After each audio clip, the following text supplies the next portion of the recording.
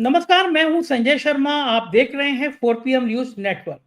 एक नाम याद रहा होगा आपको, आपके जहन में आया होगा, सत्यपाल मलिक जी का। जम्मू कश्मीर के पूर्व गवर्नर थे। मैंने उनसे अनुरोध किया कि राजनीति की कुछ बातें आज मैं उनके साथ करना चाहता हूं। सतपाल मलिक बहुत लोकप्रिय गवर्नर रहे हैं।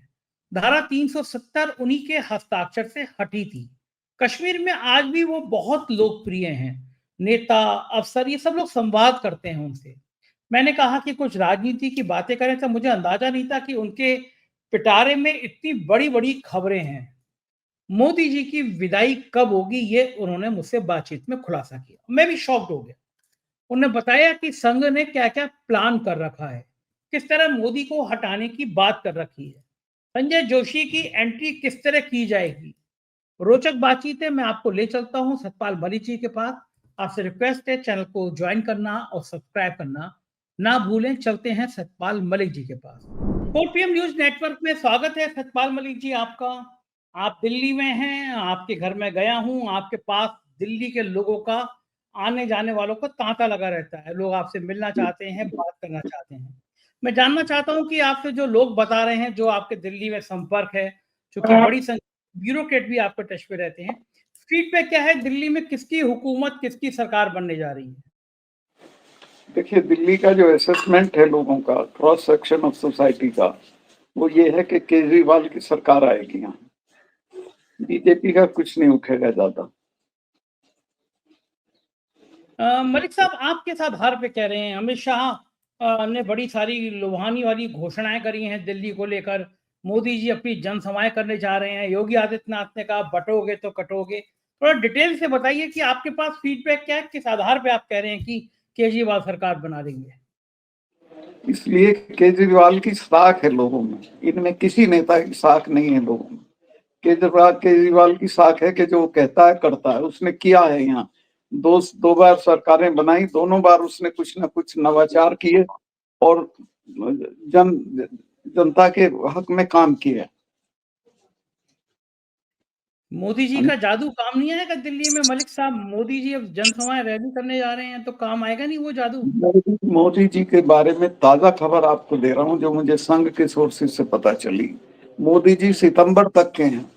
सितंबर मतलब में वो 75 साल के हो जाएंगे और संघ और आरएसएस उनको, वो बीजेपी और आरएसएस उनसे निजात पा लेगी, जिस तरह उन्होंने अडवाणी जी से पाई थी या जोशी जी से पाई थी। तो मोदी जी का रिटर्न रन नहीं करता है पार्टी में।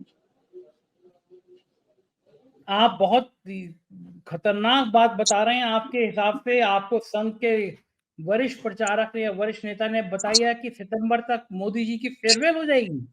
बिल्कुल, और मुझे इंपॉर्टेंट लोगों ने बताई, जो उनके बीच में चर्चा है। अच्छा, इसके पीछे लॉजिक क्या है? सिर्फ 75 साल उम्र है या फिर कोई और लॉजिक भी है? नहीं, लॉजिक तो यही है, चूंकि मोदी जी ने इसी लॉजिक पे सब सीनियर्स को हटाया था। आपका इशारा है अडवाणी जी की अडवाणी तरफ। जी, जोशी जी, सबको हटाया था इसी लॉजिक पे। तब उन पे क्यों नहीं लागू होगा? अच्छा, नियम तो उन्होंने बनाया था, नियम चेंज कर देंगे कि भैया 75 नहीं, अब 80 साल कर देते हैं हम नियम को।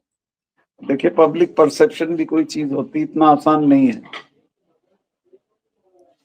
अच्छा मलिक साहब, क्या कुर्सी छोड़ना फिर इतना आसान है? नेता कुर्सी कहाँ छोड़ता है? कुर्सी छोड़ना बिल्कुल मुमकिन, आसान, मुश्किल नहीं है। मैं तो बहुत बार बहुत पदों पे रहा हूँ और छोड़ा है मैंने। जब तय कर लिया आदमी कि ये तेरी इमेज से ज्यादा जरूरी है, तो छोड़ देगा। अच्छा, अब आपको लगता है कि आप अगर गवर्नर थे, जम्मू कश्मीर जैसे राज्य के गवर्नर थे, थोड़े से झुक जाते, थोड़े से कंप्रोमाइज कर लेते? आप देखो ना, धनखड़ साहब हैं, थोड़ा सा कंप्रोमाइज किया क्या? मजे से उपराष्ट्रपति हैं, सभापति हैं राज्यसभा के। आप थोड़ा सा कंप्रोमाइज कर ले तो आप भी उपराष्ट्रपति होते आज देश के। ये सब तो मुझे ऑफर हुआ था जब मैं किसानों के मामले में मोदी जी से झगड़ा करने गया। हम्म। तो मुझे कहा गया था कि भाई तुम क्यों बेवकूफी कर रहे हो, अभी वेंकैया हट रहे, तुम्हें बनाएंगे। मैं कहा, मैं वेंकैया जब हट जाएंगे तो वेंकैया जी को देख के कुत्ता भी रास्ता नहीं छोड़ेगा। पदों से कुछ नहीं होता। ये बात याद रहती है कि आप अपने लोगों के लिए लड़े थे या नहीं लड़े थे। तो मैं किसान हूँ, मैं बैठा रहूं राजभवन में, ये लोग रोते रहे दिल्ली के बॉर्डर पे, ही संभव नहीं है। तब मैं गया था इस्तीफा जेब में रख के मोदी से मिलने, और उसी में मेरी तू तड़ाक हो गई थी, झगड़ा हो गया था। कितने लोग ऐसे होंगे मलिक साहब जिनकी मोदी जी से तू तड़ाक हुई जैसे आप बता रहे हैं? ऐसे तो कम ही लोग हैं इस नस्ल के इस वक्त देश में। कोई और नाम आपको याद आता है कि जो मोदी जी से भिड़ गया और बात करी है जिसने? अभी तो नहीं याद आ रहा, लेकिन हाँ हो जाएंगे लोग, ऐसा नहीं है। धीरे धीरे धीरे धीरे रे मना धीरे सब कुछ हो। हाँ, बात तो सही है, लेकिन आप देखिए ना, एक नेता लोग कैसे हो गए हैं। एक टाइम में नीतीश कुमार ने उनका बाढ़ राहत को दिया हुआ चेक वापस कर दिया था कि हम एक ऐसे नेता, गुजरात दंगों के बाद जो छवि थी मोदी की, कि हमें ऐसे नेता का पैसा नहीं चाहिए। अब वही अब नीतीश कुमार अब पैर छूते हैं। पैर छू रहा था एक पब्लिक मीटिंग में, मैंने देखा इनके पैरों की तरफ बढ़ा वो, ये गिरावट तो आई है। कैसे आ गई गिरावट? जेपी के चेले, जेपी के मूवमेंट से निकले हुए लोग, आप भी उस मूवमेंट के एक अहम उस तरह के समाजवाद के प्रचारक आप भी थे, आप भी थे, एक चेहरा आप भी थे और एक नीतीश भी थे। ये कैसे आ गया? नीतीश बाबू के अंदर इतना परिवर्तन कैसे आ गया? असल में सत्ता का जो एक बार स्वाद चख लेता आदमी, फिर मुश्किल होता उससे निकलना। अच्छा, आपको क्या लगता है जो बार-बार खबरें चल रही हैं कि नीतीश बाबू पलट सकते हैं, नीतीश बाबू का मन भर गया, उन खबरों में क्या सच्चाई होगी? नीतीश बदल सकते हैं, ये लोगों को है, ये उनकी एक इमेज बन गई है लोगों में। इसके अलावा अगर नीतीश बदलेंगे तो क्या नीतीश के सांसद बच पाएँगे? क्योंकि सांसदों को तोड़ने की कला भी आती है मोदी और शाह को, ये बात सब जानते हैं। हाँ नहीं, सांसद तो तोड़ लेंगे, लेकिन फिर भी उनका काम नहीं बनता उस सबसे। आपको बिहार की राजनीति के बहुत सारे लोग आपके करीबी आज भी हैं। बिहार में, दिल्ली के बाद बिहार में चुनाव होने वाले हैं।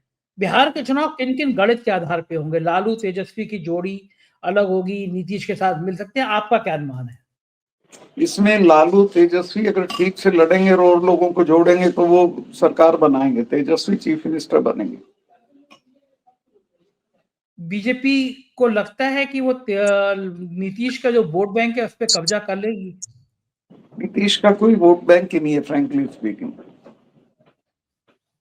पर बीजेपी उसको खोखला कर देगी, कमजोर कर देगी। बीजेपी जिसके साथ मिलती है उसी को मारती है। हाँ, लेकिन अब तो ये बात इंडिया गठबंधन के भी सहयोगी दलों पे लागू होती है। दिल्ली में देखिए कांग्रेस और केजरीवाल कैसे लड़ रहे हैं, कैसे एक-दूसरे पे आरोप लगा रहे हैं। अब ये मरेंगे अगर लगाएंगे तो। अब देखिए ना, कांग्रेस केजरीवाल के लिए बुरा-बुरा कह रही है। केजरीवाल कांग्रेस पे ही कटाक्ष कर रहे हैं।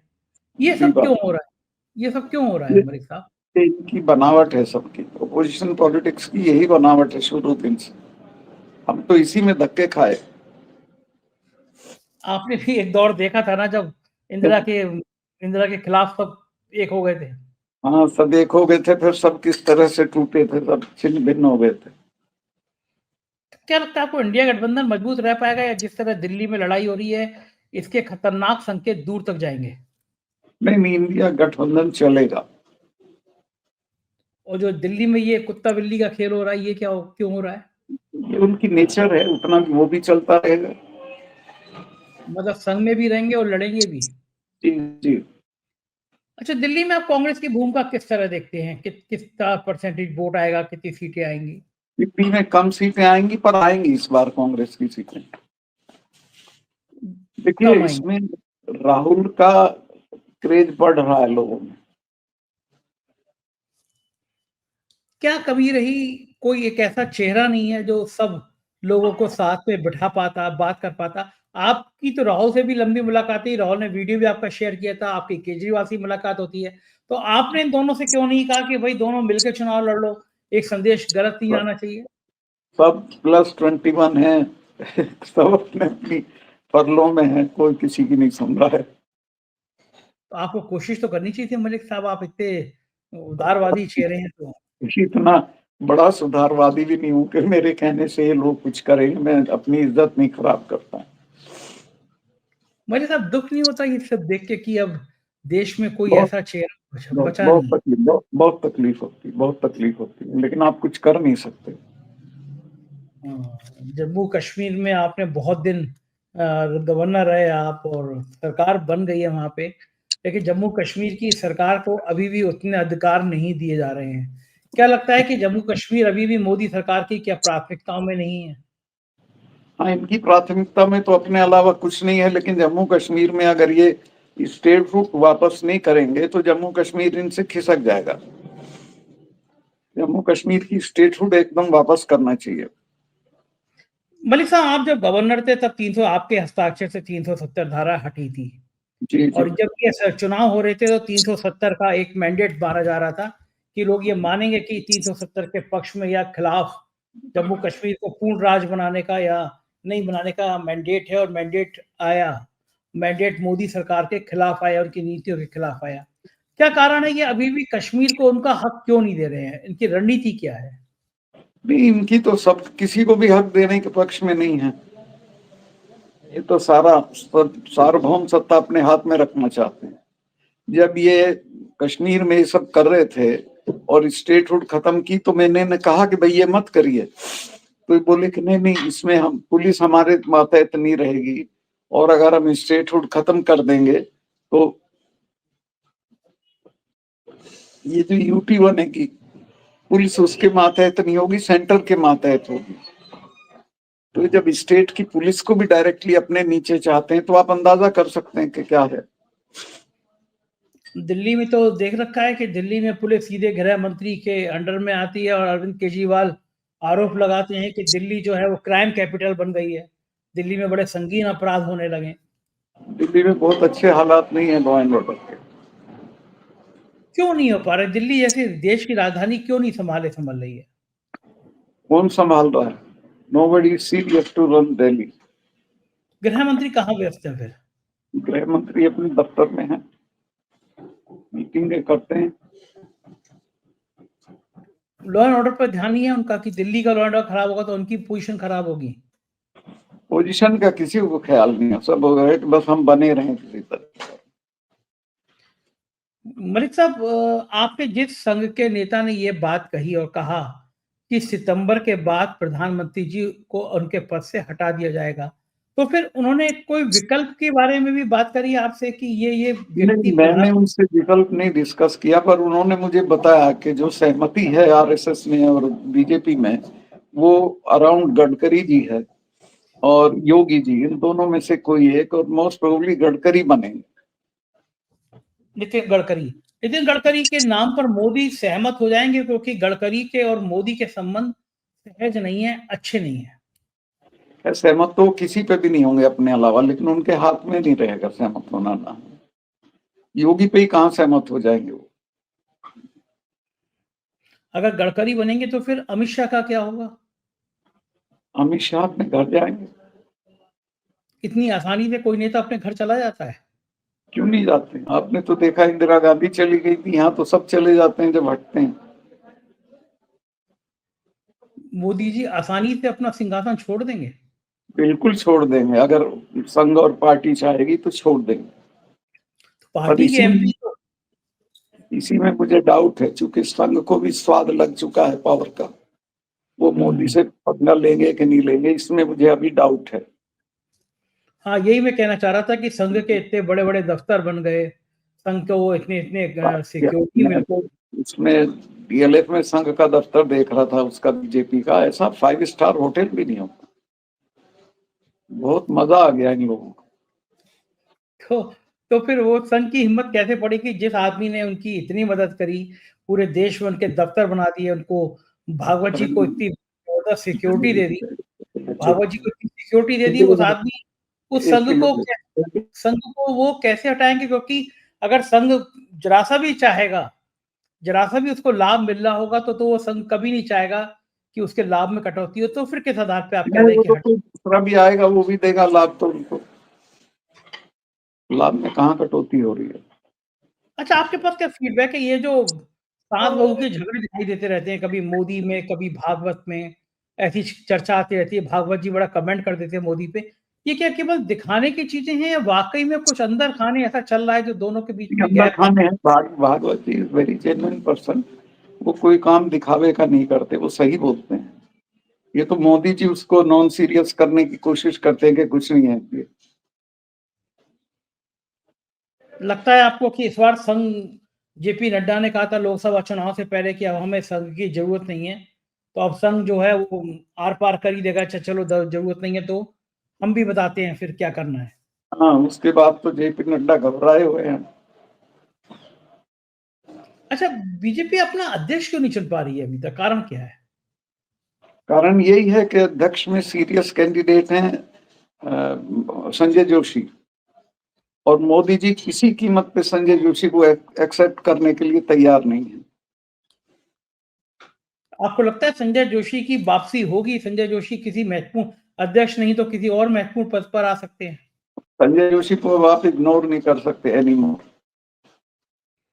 क्या वापसी क्या होगी, बन सकते हैं अगर अध्यक्ष नहीं बने तो? क्या बन सकते हैं? कुछ ना कुछ और हो जाएगा। मोदी का तो बिल्कुल मेरे ख्याल से राजनीति में सबसे बड़े दुश्मन माने जाते हैं संजय जोशी। हाँ, एग्जैक्टली।